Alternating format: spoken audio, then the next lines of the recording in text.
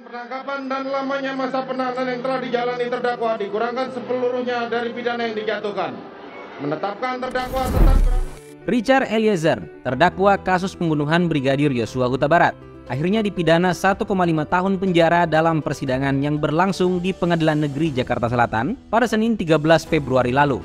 Majelis hakim memang menilai bahwa pelaku terbukti bersalah. Namun vonis yang dijatuhkan justru lebih ringan dari tuntutan jaksa yang meminta pidana 12 tahun penjara.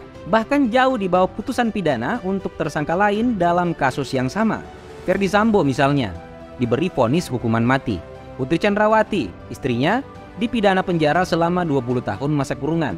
Ricky Rizal yang merupakan rekan Richard dijatuhi hukuman 13 tahun penjara. Dan terakhir, ada sopir keluarga Sambo, Kuat Ma'ruf yang divonis 15 tahun penjara.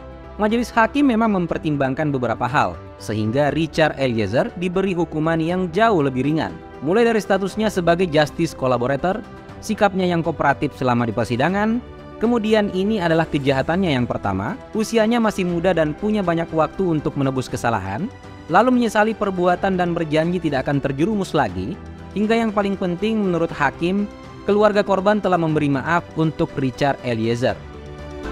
Dan untuk keluarga almarhum Bang Yos, Bapak Ibu, Reza, serta seluruh keluarga besar Bang Yos, saya mohon maaf.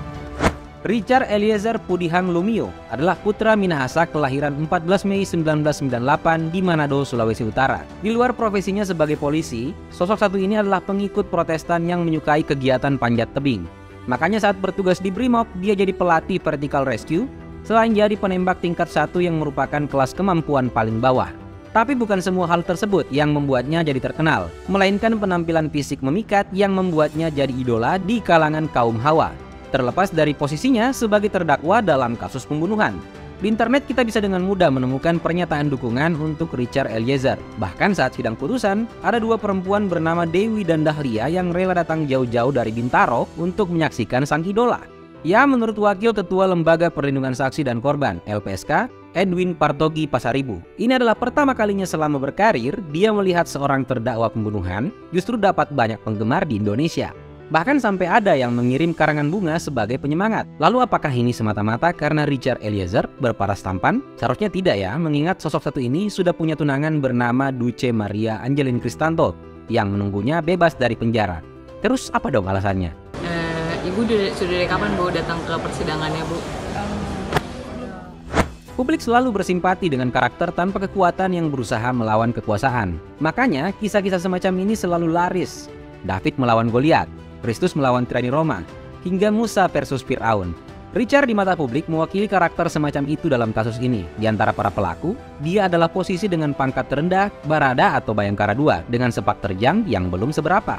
Menurut sang paman, Royke Pudihang dalam wawancara dengan Detik Jatim, Richard Eliezer dulunya mendaftar jadi anggota polisi di Polda Sulut pada 2019, kemudian dikirim ke Pusat Pendidikan Brimob di Watukosek, Jawa Timur. Setelah dinyatakan lulus pada 2020, dia langsung ditempatkan ke Makobrimob, lalu dikirim ke Papua sebagai anggota Brimob Nusantara selama kurang lebih 3 bulan. Pasca tugas di Papua, Richard ditugaskan lagi ke Makobrimob Kelapa II Depok. Kemudian bergabung dalam tim bawah kendali operasi sebagai anggota Satgas Tinombala di Poso, Sulteng pada penghujung 2020. Richard menjalani tugasnya di sana selama 6 bulan, lalu ditarik lagi ke Makobrimob untuk bertugas di situ sepanjang 2021. Dari situlah dia kemudian diberi tugas baru sebagai ajudan Irjen Ferdy Sambo selama 2022. Tentu posisi Richard sebagai polisi berpangkat rendah dalam kasus pembunuhan Brigadir Yosua Huta Barat bukan satu-satunya hal yang membuat publik bersimpati. Ada faktor lain seperti statusnya sebagai justice collaborator. Meski berperan sebagai eksekutor, Richard saat itu hanya bertindak sesuai perintah atasan. Makanya dia tidak dianggap sebagai pelaku utama dan memenuhi syarat untuk jadi justice collaborator serta dapat perlindungan sebagai saksi. Nah, status Richard inilah yang digunakan oleh berbagai pihak untuk menggali berbagai fakta yang membuat keseluruhan kasus jadi lebih terang. Kemudian oleh publik dianggap sebagai bentuk keberanian untuk menyuarakan kebenaran. Kondisi ekonomi Richard yang mungkin sepantaran dengan kebanyakan orang Indonesia bisa jadi faktor lain yang memicu simpati publik. Sebagai polisi golongan 1 atau tamtama berpangkat Barada, gaji pokok yang Richard terima hanya 1,6 juta rupiah ditambah tunjangan kinerja untuk kelas pangkatnya yang sebesar 1,9 juta rupiah. Jika ditotal jumlahnya adalah 3,6 juta rupiah. Kondisi inilah yang sepertinya membuat pengacara kondang Hotman Paris sempat memberi pernyataan dalam acara talkshow di salah satu stasiun TV. Kalau dirinya siap membiayai pernikahan Richard Eliezer dengan sang pacar, Luce Maria alias Ling Ling. Yang bisa dipastikan bakal tertunda karena Richard harus menjalani pidana kurungan selama beberapa waktu dan terancam bakal dikeluarkan dari kepolisian akibat kasus pembunuhan yang menyeretnya sebagai tersangka. Untuk alasan pertama soal pidana kurungan, memang sudah final harus dijalani oleh Richard Eliezer. Namun untuk resiko kehilangan pekerjaan itu bukan sesuatu yang perlu dikhawatirkan lagi. Karena setelah mengikuti sidang etik pada 22 Februari kemarin, Komisi Kode Etik Polri atau KKEP ternyata mengeluarkan keputusan kontroversial untuk mempertahankan posisi Richard Eliezer dalam kepolisian. Bukan dipecat secara tidak hormat seperti beberapa rekannya yang terseret dalam kasus perintangan penyidikan atau obstruction of justice, maupun yang terlibat dalam pembunuhan berencana. Richard Eliezer sendiri justru hanya diberi sanksi demosi selama 1 tahun dan bisa kembali bertugas setelah masa hukumannya selesai. Keputusan ini diambil oleh KKEP berdasarkan 9 poin pertimbangan yang mirip dengan landasan pihak pengadilan memberi hukuman ringan. Mulai dari riwayat kriminal dan pelanggarannya yang bersih dari sudut pandang kode etik maupun pidana, kemudian pengakuan atas kesalahan dan menyesali perbuatan, lalu keterangan jujurnya yang sangat membantu dalam pengungkapan kasus.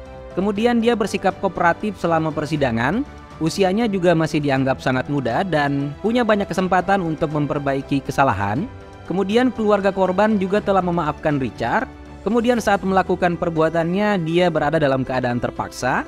Lalu secara logis hampir tidak mungkin seorang Barada menembak polisi dengan pangkat yang lebih tinggi seperti Yosua. Dan yang terakhir dengan bantuan dari Richard Eliezer, seluruh perkara tentang meninggalnya Brigadir Yosua bisa jadi terang benderang.